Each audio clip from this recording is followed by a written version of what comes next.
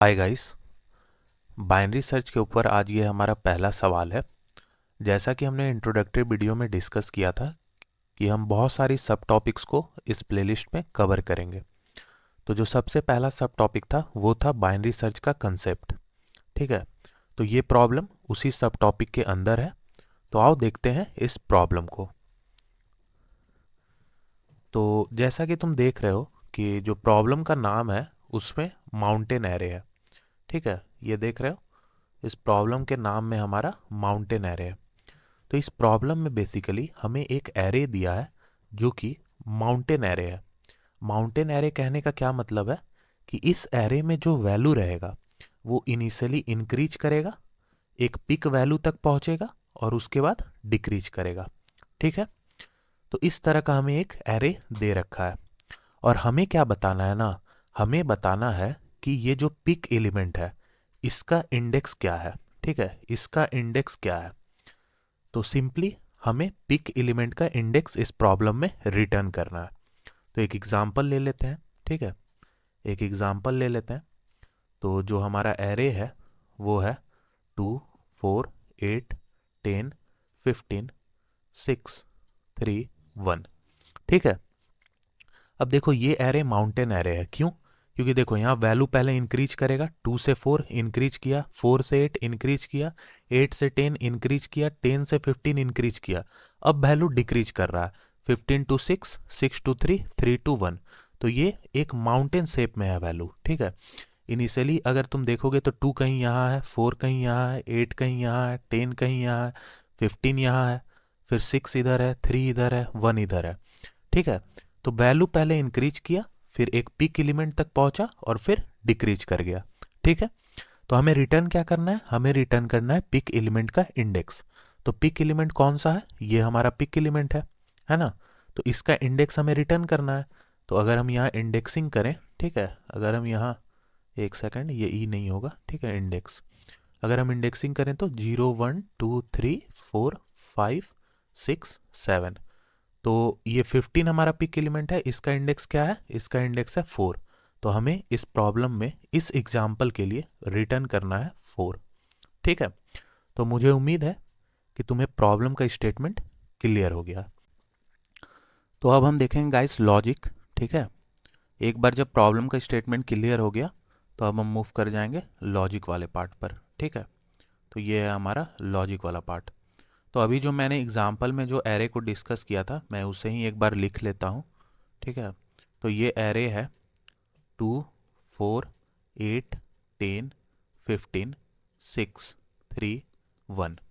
ठीक है, तो इस प्रॉब्लम में बेसिकली हमें पिक एलिमेंट के इंडेक्स को रिटर्न करना है। तो अगर मैं तुमसे बोलूं कि अगर तुम्हें ये एरे मिला है और तुम्हें पता करना है पिक एलिमेंट का इंडेक्स, तो क्या तुम निकाल सकते हो? हाँ, ब्रूट फोर्स सॉल्यूशन तो ऑलवेज एग्जिस्ट करेगा। कैसे? देखो, हमें पिक एलिमेंट का इंडेक्स देना है, तो पिक एलिमेंट ये वाला एलिमेंट है। तो इस डायग्राम को अगर तुम देखोगे, इस फिगर को, तो इसमें तुम्हें समझ में आएगा कि पिक एलिमेंट वो होता है जो कि अपने लेफ्ट से भी बड़ा हो और अपने राइट से भी बड़ा हो। ठीक है, तो हम सिंपल क्या करेंगे, हम एक लूप लगा देंगे, यहां से हम मूव करेंगे और हर एक एलिमेंट को चेक करेंगे कि क्या तुम अपने लेफ्ट से बड़े हो, और अगर बड़े हो तो फिर चेक करेंगे क्या तुम अपने राइट से बड़े हो। अगर लेफ्ट और राइट दोनों से बड़ा होता है तो इसका मतलब ये है कि वो पिक एलिमेंट है, तो उसके इंडेक्स को हम रिटर्न कर देंगे। ठीक है, तो ये तो एक तरीका है। लेकिन इस केस में क्या होगा, इस केस में हमारा टाइम कॉम्प्लेक्सिटी n आएगा। ठीक है, इस केस में हमारा टाइम कॉम्प्लेक्सिटी n आएगा। तो यहाँ हम क्या कर रहे हैं गाइस, यहाँ हम लीनियर सर्च लगा रहे हैं। ठीक है, लीनियर सर्च क्यों? क्योंकि हम हर एक एक वैल्यू पे जा करके चेक करेंगे कि क्या वो वैल्यू अपने लेफ्ट और राइट दोनों से बड़ा है कि नहीं। ठीक है, तो इस केस में हमारा time complexity big of n आ रहा है। तो क्या हम कुछ बेटर कर सकते हैं? हाँ, हम कर सकते हैं। हम यहाँ बाइनरी सर्च का ट्राई कर सकते हैं। अभी मेरे को नहीं पता है कि बाइनरी सर्च इसमें लगेगा कि नहीं लगेगा, लेकिन हम ट्राई करेंगे। ठीक है, हम ऑब्जर्व करेंगे कि बाइनरी सर्च लग रहा है कि नहीं। तो देखो, सबसे पहला स्टेप बाइनरी सर्च में क्या करना है ना, तुम्हें सर्च्ड स्पेस तैयार करना है। ठीक है, तुम्हें सर्च्ड स्पेस तैयार करना है। और सर्च्ड स्पेस कैसे तुम तैयार कर पाओगे? तो देखो, प्रॉब्लम को पढ़ो। ठीक है, प्रॉब्लम से ही तुम्हें इसका आइडिया लगेगा। देखो, हमें इस प्रॉब्लम में क्या निकालना है, हमें इस प्रॉब्लम में इंडेक्स रिटर्न करना है। ठीक है, हमें इस प्रॉब्लम में इंडेक्स रिटर्न करना है। तो इंडेक्स का रेंज कहाँ से कहाँ तक हो सकता है? जीरो से n-1। अगर n मेरा एरे का साइज है तो 0 to n-1, यही हमारा इंडेक्स का पॉसिबिलिटी है। इसका मतलब ये है कि जो मेरा आंसर होगा, जो कि एक इंडेक्स है, वो डेफिनेटली इस रेंज में लाई करेगा। ठीक है, तो सबसे पहले हमने ये सोच लिया। ठीक है, अब ये रेंज जब मिल गया ना, तो हम दो पॉइंटर बना लेते हैं। एक पॉइंटर को जनरली लोग लिखते हैं कोड में लो करके। ठीक है, तो हम उसी के हिसाब से चलेंगे और ये मीनिंगफुल भी है। तो लो को हम क्या करेंगे, लो को ये वाला वैल्यू दे देंगे, लोअर लिमिट, जो कि 0 था। और हाई एक और पॉइंटर बनाएंगे और इसमें वैल्यू डाल देंगे अपर लिमिट, जो कि n-1 है। तो ये मेरा सर्च स्पेस मुझे पता चल गया। और ये कैसे पता चला? तो प्रॉब्लम की स्टेटमेंट को पढ़ के। प्रॉब्लम की स्टेटमेंट में लिखा था हमें इंडेक्स रिटर्न करना है। तो इंडेक्स का क्या पॉसिबिलिटी है? इंडेक्स का यही तो पॉसिबिलिटी है कि 0 से n-1 के बीच में होगा। तो जैसे ही हमें ये रेंज पता चल गया, तो हमने लो और हाई दो पॉइंटर डिक्लेयर कर दिया। ठीक है, अब ये हो जाने के बाद गाइस, ये जो भी मैं स्टेप लिख रहा हूँ, ये मेरा खुद का स्टेप है। ये ऐसा नहीं है कि किसी ने किताब में लिखा है या कहीं और है। मैं जनरली जब भी इस तरह के प्रॉब्लम, बाइनरी सर्च के प्रॉब्लम को टैकल करता हूँ, तो मैं इसी कैटेगरी में बांट करके प्रॉब्लम को सॉल्व करता हूँ।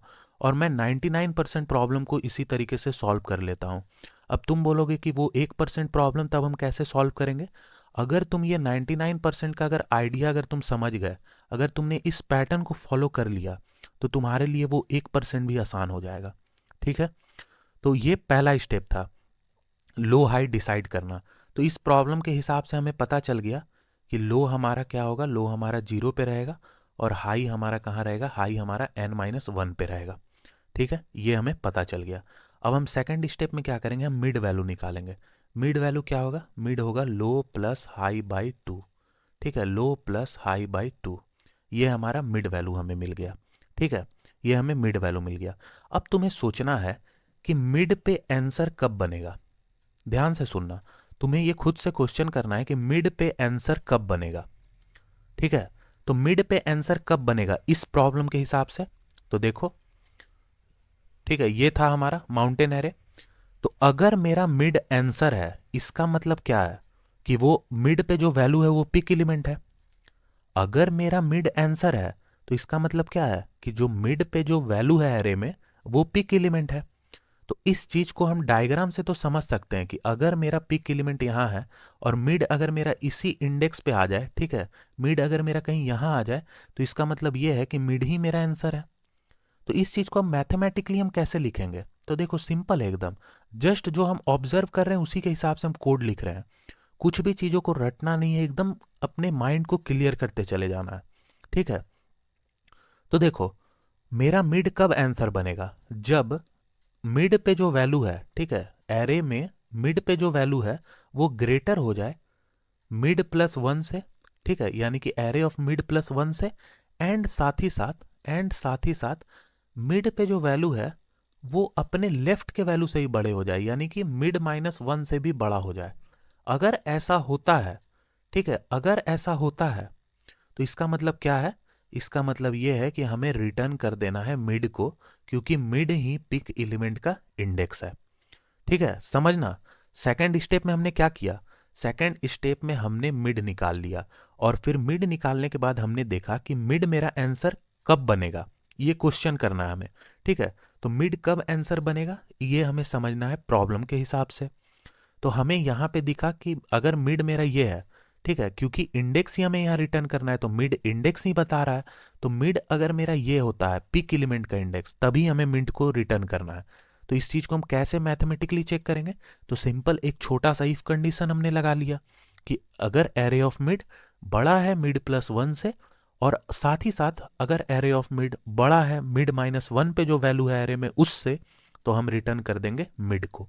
ठीक है, ये क्लियर हो गया, दो पार्ट हमारा क्लियर है। अब हमारा तीसरा स्टेप है। ठीक है, अभी हमने सेकंड स्टेप में क्या देखा कि मिड मेरा आंसर कब बनेगा। अब ये थर्ड स्टेप में हमें चेक करना है कि अगर मिड पे मेरा आंसर नहीं बना, तो हम अपने लो और हाई पॉइंटर को किस तरीके से अपडेट करेंगे। ठीक है, हम अपने लो और हाई पॉइंटर को किस तरीके से अपडेट करेंगे, इस चीज को हमको चेक करना है। तो देखो, ये भी आसान है। ठीक है। अगर मैं माउंटेन एरे दिखाऊं तो ये हमारा माउंटेन एरे था। अब देखो, अगर मेरा मिड यहाँ पे होता यानी कि पिक एलिमेंट को पॉइंट करता, तब तो वो सेकंड स्टेप की कैटेगरी में आ जाता कि अगर मिड मेरा आंसर है, ठीक है, तो उसे हम कैसे हैंडल करें। तो ये तो हमने ऑलरेडी हैंडल कर लिया है। अब अगर मेरा मिड यहाँ नहीं पॉइंट कर रहा है, इसका मतलब क्या है? इसका मतलब ये है कि मिड मेरा इस रीजन या फिर इस रीजन ऑफ माउंटेन में आया होगा। करेक्ट, यही होगा, दो चॉइसेस। अब लेट सपोज करो कि मिड मेरा यहाँ आ गया। ठीक है, मिड मेरा यहाँ आ गया। तो अगर मिड मेरा यहाँ आ गया, माउंटेन के इस पार्ट में आ गया, तो ये तो फिगर से तो पता चल गया, बट मैथमेटिकली हम कोड से कैसे इस वाले पार्ट को हैंडल करेंगे? तो देखना, मैं कोड लिख रहा हूँ। ठीक है, कि अगर मेरा एरे ऑफ मिड, अगर मेरा एरे ऑफ मिड ग्रेटर हो जाता है, ठीक है, ग्रेटर हो जाता है एरे ऑफ मिड प्लस 1 से, इसका मतलब ये है कि मिड मेरा इस वाले माउंटेन के रीजन में आया है। देख लो, मिड मेरा यहाँ है, मिड प्लस 1 मेरा यहाँ है, तो इन दोनों वैल्यू में कौन वैल्यू बड़ा है? ऑब्वियसली ये वाला वैल्यू बड़ा है ना? तो इस चीज को मैंने मैथमेटिकली यहाँ पे कवर कर लिया। अब देखो, अब ये केस को तो हमने यहाँ लिख दिया, बट इस केस में अब हमें लो या हाई पॉइंटर को अपडेट भी करना होगा, क्योंकि बाइनरी सर्च का मतलब क्या है? मतलब ये है कि अगर तुम्हारा लो और हाई अगर यहाँ है और अगर तुम मिड यहाँ निकालते हो, तो हर एक आइट्रेशन ऑफ बाइनरी सर्च में ये होगा कि हाफ पोर्शन रिमूव हो जाएगा। ठीक है, तभी तो हमारा टाइम कॉम्प्लेक्सिटी रिड्यूस होता है, तभी तो हमारा बाइनरी सर्च बेटर होता है लीनियर सर्च से, है ना? तो ये कंडीशन तो हमने लिख दिया, बट अब हम इसमें लो और हाई पॉइंटर को कैसे अपडेट करें, तो ये भी तुम्हें प्रॉब्लम के हिसाब से ही समझ में आएगा। जैसे इस प्रॉब्लम में अगर तुम देखोगे, ठीक है, एक बार और मैं इस माउंटेन को यहाँ दिखाता हूँ, और मेरा मिड यहाँ आया है। ठीक है, मिड मेरा यहाँ आया है, लो मेरा यहाँ है, हाई मेरा कहीं इधर है। ठीक है, अब देखो, ये मिड यहाँ आया, ये इस कंडीशन से हमें पता चल जाएगा कि मिड मेरा इस वाले रीजन पे आया है। ठीक है, अब देखो, अगर मिड मेरा यहाँ आया है, तो मिड से आगे का पार्ट यानी कि ये इतना पार्ट क्या मेरे काम का है? नहीं है मेरे काम का। मुझे तो पिक एलिमेंट को खोजना है, और पिक एलिमेंट किधर है? मिड के लेफ्ट पार्ट में, इधर है। ये इतना रीजन ही अब मेरे काम का है, मिड के आगे का रीजन मेरे काम का नहीं है। ये मुझे क्लियर कट पता चल गया इस फिगर के हिसाब से, और ये तुम्हें हर प्रॉब्लम के हिसाब से पता करना है। ठीक है, तो देखो, यहां हमें ये पता चल गया कि ये रीजन मेरे काम का नहीं है। तो ये रीजन अगर मेरे काम का नहीं है, तो एक पॉइंटर हाई मेरा यहां पर है, तो क्यों ना हम हाई को अब मिड -1 पे पॉइंट करा दें। ठीक है, यानी कि इस केस में हम हाई को मिड -1 पे पॉइंट करा देंगे। अब मिड -1 पे पॉइंट कराने से क्या फ़ायदा होगा कि हाई मेरा यहाँ आ जाएगा और लो मेरा यहीं रहेगा। इसका मतलब ये है, इसका मतलब ये है कि ये मेरा इतना पार्ट अब सर्च स्पेस, नया सर्च स्पेस बन जाएगा। समझ रहे हो? और यही मुझे चाहिए भी था, क्योंकि ये इसी वाले रीजन में मेरा पिक एलिमेंट है जो कि यहाँ है। समझ रहे हो? तो देखो, ये एक हाफ हमने डायरेक्टली रिड्यूस कर दिया प्रॉब्लम में इस कंडीशन की मदद से। तो देखो, तो अभी तक हमने क्या किया? ठीक है, अभी तक हमारा ये भी केस कवर हो गया। अब एक और रीजन माउंटेन का बचता है। कौन सा रीजन? तो देखो, ये रीजन हमने कवर कर लिया, ये रीजन ऑलरेडी हमने कवर कर दिया था सेकंड स्टेप में ही। ये वाला रीजन बचता है, तो टोटल हमारा 3 ही रीजन है। तो अब यहाँ पे हम डायरेक्ट एल्स करके लिख सकते हैं, है ना? एल्स करके हम डायरेक्टली लिख सकते हैं, हमें कंडीशन का जरूरत ही नहीं है, क्योंकि यही 3 रीजन ही बन रहा है। अब लेट सपोज करो मिड मेरा यहाँ पर गिरा कहीं, ठीक है, मिड मेरा इधर कहीं गिर गया। तो अगर मिड मेरा यहाँ है और लो मेरा यहाँ है, हाई मेरा यहाँ है, तो अब तुम बताओ, अगर मिड इस रीजन में आया तो ये रीजन मेरे काम का अब नहीं है ना? ये रीजन मेरे काम का नहीं है, क्योंकि पिक एलिमेंट मिड से आगे इधर कहीं मिलेगा, जो कि यहाँ मिल रहा है। तो ये रीजन अगर मेरे काम का नहीं है, तो इस लो पॉइंटर को हम मिड के एक आगे भेज देते हैं, है ना? तो यानी कि एल्स केस में हम क्या करेंगे? एल्स केस में हम लो को मिड +1 पे पॉइंट करा देंगे, यानी कि अब लो मेरा यहाँ आ जाएगा। ठीक है, अगर मैं तुम्हें एक और डायग्राम बना के यहाँ अच्छे से दिखाऊं, तो देखो, मिड मेरा यहाँ था, ठीक है, मिड मेरा यहाँ था, हाई तो जहाँ था वहीं रहेगा, ठीक है, और लो मेरा यहाँ उठ के आ जाएगा। ठीक है, तो लो मेरा यहाँ आ जाएगा। तो अब क्या हुआ? अब मेरा नया सर्च स्पेस इस लो से इस हाई तक बन गया, है ना? और यही मुझे चाहिए, क्योंकि पिक एलिमेंट मेरा यहीं आएगा। तो देख रहे हो, इन 3 स्टेप की मदद से ये क्वेश्चन हमारा ब्रेक हो गया। ठीक है, अब इन चीजों को इंप्लीमेंट करने के लिए हमें लगाना होगा एक वाइल लूप। ठीक है, जो कि चलेगा low less than equal to high तक। अब ऐसा क्यों, low less than equal to high तक ही हम क्यों चला रहे हैं? अगर मान लो ऐसा हो गया कि हाई मेरा यहाँ था, ठीक है, लो मेरा यहाँ था, हमने इस पूरे इंटरवल पे बाइनरी सर्च लगाया और देखने को मुझे ये मिला कि लो आगे आ गया और हाई पीछे आ गया। इसका मतलब क्या है कि हमने ऑलरेडी इस इंटरवल को कवर कर लिया पूरा का पूरा, और मुझे अब ये केस देखने को मिल रहा है। इसका मतलब ये है कि अब मुझे आंसर कहीं ना कहीं या तो मिल गया होगा या फिर आंसर एग्जिस्ट नहीं करता है। ठीक है, तो हम जस्ट क्या करेंगे, वाइल लूप को टर्मिनेट कर देंगे, क्योंकि ये रीजन हमें चाहिए ही नहीं। जब मेरा लो ही हाई से आगे बढ़ गया तो हम सर्च कहाँ करेंगे, सर्च स्पेस ही तो मेरा पूरा का पूरा कवर हो गया ऑलरेडी। क्योंकि जब लो यहाँ था हाई यहाँ था तब हमने बाइनरी सर्च लगाया, अब जब लो आगे चल गया इसका मतलब क्या है कि ये पूरा का पूरा search space already covered up है। अब या तो आंसर एग्जिस्ट करता होगा तो मिल गया होगा, और अगर नहीं एग्जिस्ट करता होगा तो नहीं मिलेगा। ठीक है, तो हमेशा हमें वाइल लूप कहाँ से कहाँ तक रहेगा, लो से less than equal to high तक। तो अगर मैं यहाँ पे कोड लिख के तुम्हें थोड़ा सा दिखा दूं, तो इस प्रॉब्लम में हम क्या करेंगे, हमें जस्ट ये low less than equal to high ये लिखना है, ठीक है, और मिड हमें निकाल लेना है। मिड हमारा क्या होगा, लो प्लस हाई बाई 2। ठीक है, लो प्लस हाई बाई 2। अब पहला कंडीशन जो हमारा पहला क्वेश्चनिंग था कि मिड मेरा आंसर कब बनेगा। अब देखो इस प्रॉब्लम के हिसाब से हमारा क्वेश्चनिंग क्या है कि मिड मेरा आंसर कब बनेगा, बट प्रॉब्लम टू प्रॉब्लम ये क्वेश्चन वेरी कर सकता है। जैसे किसी और प्रॉब्लम में तुम्हें यह सुनने को मिलेगा कि हमें चेक करना है कि मिड पे आंसर का पॉसिबिलिटी कब है। ठीक है, मिड पे आंसर का पॉसिबिलिटी कब है, तो ये तुम्हें प्रॉब्लम टू प्रॉब्लम समझ में आने लगेगा कि हमें कैसे क्वेश्चनिंग को यूज करना है। देखो गाइस, मैं इस प्रॉब्लम में अभी 4-5 सवाल करूंगा, ठीक है, ताकि तुम्हारी पूरी की पूरी बाइनरी सर्च के कंसेप्ट वाला जो सब टॉपिक है उसे हम कवर कर दें। ठीक है, और ट्रस्ट मी गाइस, तुम ये 4-5 या 6 जो भी सवाल हम करेंगे, मैं इस तरह से तुम्हें बताना चाहता हूं कि तुम माइंडसेट समझो कि बाइनरी सर्च के प्रॉब्लम को सॉल्व करने का तरीका क्या है। ठीक है, और ये जो मैंने 3 स्टेप लिखा है, मैं जनरली इन्हीं 3 स्टेप की मदद से प्रॉब्लम को सॉल्व करता हूं। इस इफ कंडीशन के अंदर कौन सा आएगा जो हमने ऑलरेडी कवर करके रखा है, ये वाला चीज कि मेरा मिड आंसर कब बनेगा, तो हम इस वाले कोड को लिख देंगे। अब फिर थर्ड क्वेश्चन हमारा क्या था, अगर मेरा मिड आंसर नहीं बना तो हम कैसे लो और हाई पॉइंटर को अपडेट करेंगे। ठीक है, ध्यान से सुनना। थर्ड स्टेप ये था कि अगर मिड मेरा आंसर नहीं बना तो फिर हमें चेक करना है कि अगर आंसर नहीं बना तो उसके लिए कंडीशन हम क्या लगाएं, और कंडीशन लगाने के बाद हमें डिसाइड करना है कि लो और हाई पॉइंटर को हम किस तरीके से अपडेट करें। तो ये हमने देख लिया था। ठीक है, कि अगर मिड मेरा आंसर नहीं है तो एक तो कंडीशन ये लगेगा जिसमें कि हमारा हाई पॉइंटर अपडेट होगा, और दूसरा कंडीशन ये लगेगा जिसमें कि हमारा लो पॉइंटर अपडेट होगा, और ये लूप आराम से चलता रहेगा। ठीक है, और एट द एंड हम क्या करेंगे, हमें हमारा जो इंडेक्स है वो रिटर्न करता हुआ मिल जाएगा। ठीक है, जो कि अभी हम इम्प्लीमेंट भी करेंगे, वहां तुम्हें हम आइडिया देंगे। तो मुझे उम्मीद है गाइस तुम्हें ये प्रॉब्लम समझ में आया होगा। एक बार और मैं रिकैप कर देता हूँ। ठीक है, तो देखो इस प्रॉब्लम में यही था कि हमें पिक एलिमेंट के इंडेक्स को निकालना था। प्रॉब्लम काफ़ी आसान था, मुझे उम्मीद है कि बहुत सारे लोगों ने खुद ही से सॉल्व कर लिया होगा। बट इस प्रॉब्लम की मदद से मुझे तुम्हें टेक्निक सिखाना था कि सोचना कैसे इस प्रॉब्लम को। मेन वो चीज़ है, तुम प्रॉब्लम कितना भी सॉल्व कर लो, ठीक है, तुम 400 से 500 सवाल भी क्यों ना सॉल्व कर लो, जो कि वेस्ट ऑफ टाइम है।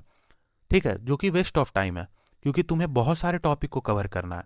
बट अगर तुम्हारा माइंडसेट क्लियर है ना, भले ही तुमने 6 प्रॉब्लम सॉल्व किया है, बट तुम्हें तरीका पता है कि कैसे अप्रोच करना है, तो तुम्हारे लिए फिर कुछ भी हार्ड नहीं हो जाता। तो देखो सबसे पहला स्टेप ये है कि तुम सर्च स्पेस तैयार करो बाइनरी सर्च के लिए। तो ये सर्च स्पेस हमने कैसे डिसाइड किया, हमें इस प्रॉब्लम में निकालना था इंडेक्स।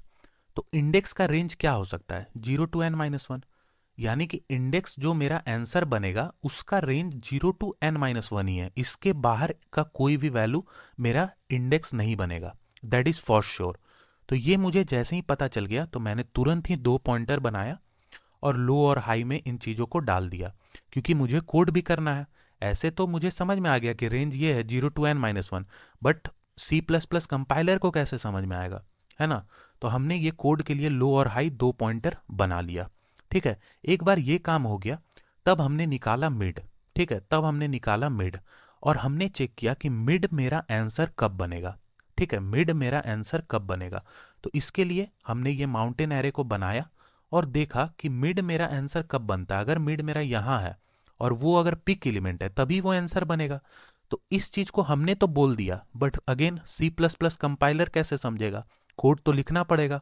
तो हमने एक मैथमेटिकल कोड यहाँ पे तैयार कर दिया कि इफ मिड अगर बड़ा होता है array of mid plus one से, और साथ ही साथ एरे ऑफ मिड अगर बड़ा होता है array of mid minus one से, तो इसका मतलब ये है कि मिड मेरा आंसर है, उसे रिटर्न कर दो। ठीक है, ये सेकंड स्टेप हो गया।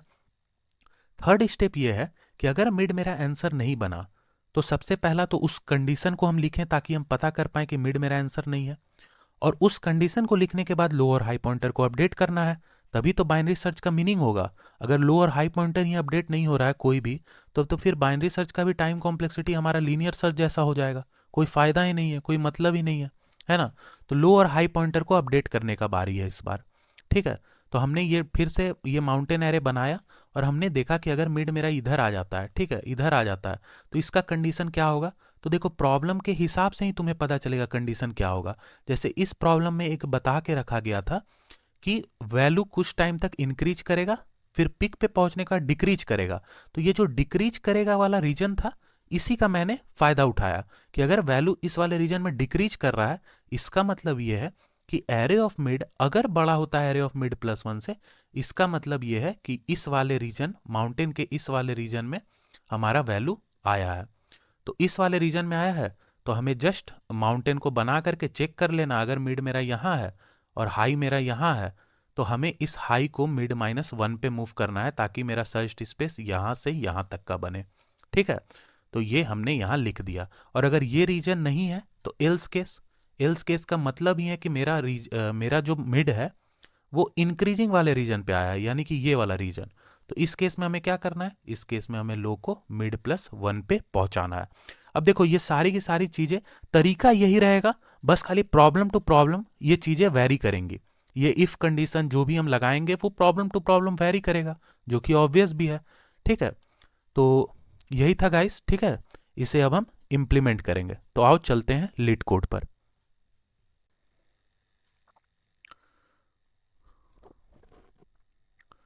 तो सबसे पहले गाइस हमें एरे का साइज चाहिए होगा। ठीक है, तो int n equal to array dot size.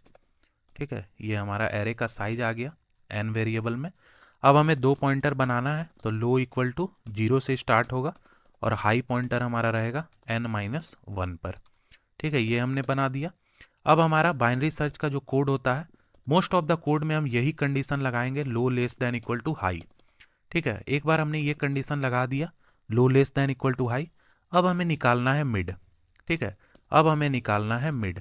Mid क्या होगा, ठीक है, मिड क्या होगा, मिड होगा लो प्लस हाई बाई टू। ठीक है, लो प्लस हाई बाई टू। अब हमें चेक करना है कि मिड मेरा आंसर कब बनेगा। तो इसके लिए हमें क्या कंडीशन लिखना था कि अगर एरे ऑफ मिड बड़ा हो जाता है, ठीक है, बड़ा हो जाता है array of mid minus one से, ठीक है, एंड साथ ही साथ, ठीक है, एंड साथ ही साथ अगर एरे ऑफ मिड बड़ा हो जाता है array of mid plus one से, ठीक है, मिड प्लस वन से, ठीक है, यहाँ डी होगा मिड प्लस वन से, तो हमें रिटर्न करना है मिड को। ठीक है, हमें रिटर्न करना है मिड को। ठीक है, अब देखो इसमें एक और चीज़ है, मिड का वैल्यू हो सकता है जीरो हो, तो इस केस में क्या होगा, मिड माइनस वन नेगेटिव हो जाएगा, बट एरे का इंडेक्स नेगेटिव नहीं होना चाहिए। तो इस चीज़ को कवर करने के लिए हम यहाँ पे कंडीशन लगा देंगे कि mid minus one greater than equal to zero हो, एंड साथ ही साथ, ठीक है, एक और कंडीशन हमें लगाना पड़ेगा, मिड प्लस वन हो सकता है कि n माइनस वन इंडेक्स के बाहर चला जाए, तो वो भी मुझे नहीं चाहिए, तो उसको भी हम यहाँ हैंडल कर लेंगे। ठीक है, कि mid plus one less than n होना चाहिए। ठीक है, तो ये हमारा कंप्लीट इफ कंडीशन हो गया। अब अगर मिड मेरा आंसर नहीं है तो उसका हमें कंडीशन को हैंडल करना है। तो अगर मिड मेरा आंसर नहीं है तो मिड हो सकता है इस रीजन में आए जिसमें कि एरे ऑफ मिड ग्रेटर हो array of mid plus one से। तो इस केस में हमें क्या करना था, इस केस में हमें हाई को मिड माइनस वन पे लेना था। और अगर ये केस नहीं हुआ, इसका मतलब कि माउंटेन के इंक्रीजिंग वाले साइड पे मिड आया है, तो इस केस में हमें लो को मिड प्लस वन पे रखना है। ठीक है, अब अगेन देखो इस वाले कंडीशन में मिड प्लस वन हम यहाँ पे कोड में हमने लिखा है, तो इसे भी हम इंश्योर करेंगे कि मिड प्लस 1 क्या हो, लेस देन n हो। ठीक है, तो ये गाइस हो गया हमारा कंप्लीट कोड। अब देखो इस मेथड का अगर तुम देखोगे तो रिटर्न टाइप है इंट, यानी कि हमें इंटीजर रिटर्न करना होगा। तो एट द एंड हम क्या करेंगे, एट द एंड हम रिटर्न -1 कर देंगे। ऑल्दो ये कभी रिटर्न नहीं होगा, ठीक है, क्योंकि प्रॉब्लम में कह के रखा है कि हमेशा पिक एलिमेंट का इंडेक्स मिलेगा ही, तो हमेशा हमारा कोड यहीं पे रिटर्न कर जाएगा, यहाँ तक कभी पहुँचेगा ही नहीं कोड। बट फंक्शन में हमारा इंटीजर रिटर्न टाइप है, तो वो एक्सपेक्ट करता है रिटर्न, इसी कारण मैंने यहाँ रिटर्न -1 कर दिया। ठीक है, अब एक बार हम रन कर लेते हैं, तो तुम देख सकते हो गिवन टेस्ट केस पास्ट है। सबमिट कर लेते हैं, और ये देख सकते हो गाइस प्रॉब्लम हमारा एक्सेप्ट हो गया। तो मुझे उम्मीद है गाइस तुम्हें ये लेक्चर समझ में आया होगा। So thank you guys.